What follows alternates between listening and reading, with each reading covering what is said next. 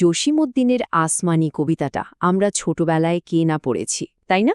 এটা এমন একটা করুণ গল্প যা আমাদের সবার মনেই দাগ কেটে আছে। কিন্তু কখনো কি মনে হয়েছে এই কবিতার আসমানি কি শুধুই একটা কাল্পনিক চরিত্র, নাকি এর আড়ালে লুকিয়ে আছে এক বাস্তব জীবনের গল্প? কবিতার শুরুটাই দেখুন কি দারুণ। কবি যেন আমাদের হাত ধরে নিয়ে যাচ্ছেন, সরাসরি ঠিকানায় দিয়ে দিচ্ছেন, রসুলপুর গ্রামে রহিমউদ্দির বাড়ি। চলুন এই সূত্র ধরেই আমরা খুঁজে বের করি আমাদের গল্পের মূল চরিত্র আসমানিকে।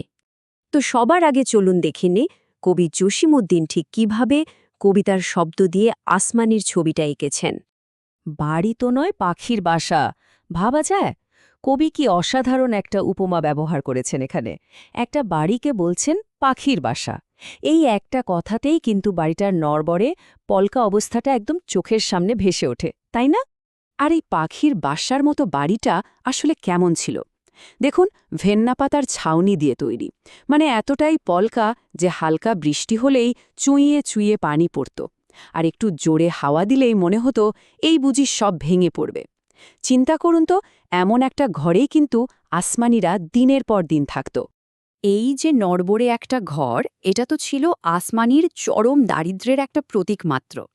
চলুন এবার দেখি এই দারিদ্র্য তার শরীর আর মনের ওপর ঠিক কী প্রভাব ফেলেছিল। প্রথমেই আসে ক্ষুধার কষ্ট। আসমানি কোনো দিনও পেট ভরে খেতে পেত না, এতটাই যে তার বুকের পাঁজরগুলো গোনা যেত, যেন তার অনাহারের সাক্ষী হয়ে আছে। আর পরনের কাপড়, সে তো আরও করুণ, শত তালির ছেঁড়া একটা পোশাক যা তার সুন্দর গায়ের রংটাকে যেন রীতিমতো ব্যঙ্গ করত।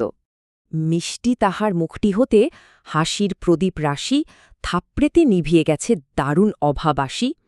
কি অসাধারণ, কিন্তু ভীষণ কষ্টে দুটো লাইন। এখানে কবি শুধু শারীরিক কষ্টের কথা বলছেন না, বলছেন মানসিক কষ্টের কথা। অভাব যেন একটা থাপ্পড় মেরে আসমানির মুখের সব হাসি কেড়ে নিয়েছে, তার শৈশবের সব আনন্দ, সব আলো নিভিয়ে দিয়েছে। শুধু ক্ষুধা বা ছেঁড়া কাপড়ই নয়, আসমানির চারপাশের পরিবেশটাও ছিল ভয়ঙ্কর। বাড়ির পাশেই একটা পুকুর, শ্যাওলা আর পোকামাকড়ে ভর্তি, আর সেই নোংরা পানিতেই কিন্তু তাদের রান্নাবান্না খাওয়া দাওয়া সব চলত। ভাবা যায়, ওই পানি থেকেই ম্যালেরিয়ার মশা ছড়াত, ফলে আসমানি প্রায় জ্বরে ভুগত। কিন্তু ডাক্তার দেখানোর মতো পয়সা তো ছিল না। তো এতক্ষণ আমরা কবিতার আসমানিকে চিনলাম, তার কষ্টগুলো বুঝলাম, কিন্তু আসল গল্পটা কিন্তু এখান থেকেই শুরু।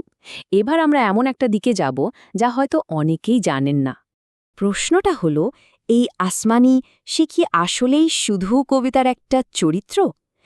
এত নিখুঁত বর্ণনা, এত জীবন্ত ছবি, এটা কি শুধুই একজন কবির কল্পনা হতে পারে, নাকি এর পেছনে অন্য কোনো গল্প আছে?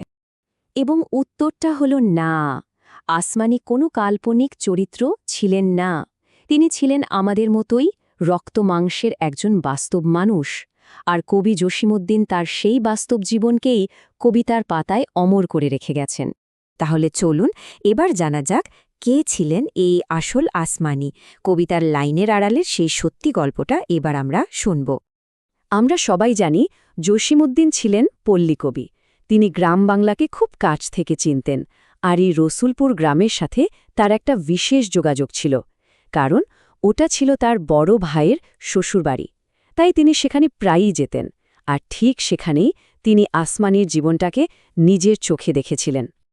কবিতার সাথে বাস্তবতার কিছু ছোটখাটো পার্থক্য অবশ্য ছিল, যেমন কবিতায় আসমানির স্বামীর নাম বলা হয়েছে রহিমউদ্দিন, কিন্তু বাস্তবে তার নাম ছিল হাসাম মণ্ডল। তবে গ্রামটা কিন্তু একই, ফরিদপুরের রসুলপুর। আর সবচেয়ে অবাক করা বিষয় কি জানেন? এই কবিতাটা লেখা হয়েছিল ১৯৪৯ সালে, আর বাস্তব জীবনের আসমানি বেঁচেছিলেন ২০১২ সাল পর্যন্ত। তার আসল জীবনটা ছিল সত্যি বলতে কবিতার থেকেও কঠিন। ভাবুন একবার, মাত্র ৯ বছর বয়সে বিয়ে হয়ে যায়, তার ৮টা সন্তান ছিল, একসময় তার স্বামী তাকে তালাকও দিয়ে দেয়। এই সমস্ত কষ্টের মধ্যেই ১৯৪৯ সালে তাকে নিয়ে লেখা কবিতাটা প্রকাশিত হয়। তিনি প্রায় ৯৯ বছর বেঁচেছিলেন। মানুষটা চলে গেছেন, কিন্তু তার গল্পটা আমাদের মাঝে রয়ে গেছে। আচ্ছা, এবার কবিতার একদম শেষ অংশে আসা যাক, কারণ এখানেই কবি একটা অসাধারণ কাজ করেছেন। তিনি শুধু আসমানির গল্প বলেই থেমে যাননি, বরং আমাদের সবার দিকে একটা বড় প্রশ্ন ছুড়ে দিয়েছেন। কবিতার শেষে কবি দুটো চরিত্রের কথা বলেন। একজন হলো আমাদের আসমানি, যে কিনা সব কষ্ট, অভাব আর অবহেলার প্রতীক। আর তার ঠিক বিপরীতে আছে আরেকজন, তার নাম খোশমানি। সে হলো সুখ, স্বাচ্ছন্দ্য আর সমৃদ্ধির প্রতীক। এই দুইজনকে পাশাপাশি রেখে কবি আসলে আমাদের সমাজের দুটো ভিন্ন বাস্তবতাকে চোখে আঙুল দিয়ে দেখিয়ে দিয়েছেন। তো প্রশ্নটা হচ্ছে, এত বছর পরেও ফরিদপুরের একটা ছোট্ট গ্রামের এক সাধারণ মেয়ের গল্প আমাদের কেন এত ভাবায়? কেন এই কবিতাটা আজও এত প্রাসঙ্গিক?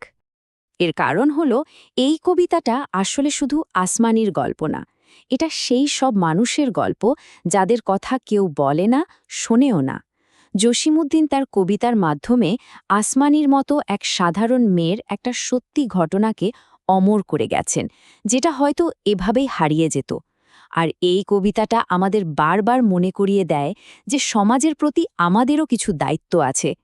এটাই তো শিল্পের শক্তি, তাই না? যা মানুষের কষ্টের সাক্ষী হয়ে থাকে। আর একদম শেষে কবি আমাদের সবার জন্য এই প্রশ্নটা রেখে গেছেন, কত জাদু কারে নেবে অধিক ভালোবেসে? আসমানি আর খোসমানির মধ্যে কাকে আমরা বেছে নেব? এই প্রশ্নটা কিন্তু শুধু কাকে ভালোবাসব তা নিয়ে নয়, এটা আসলে আমাদের বিবেকের কাছে একটা প্রশ্ন, আমাদের সমাজের কাছে একটা বড় চ্যালেঞ্জ।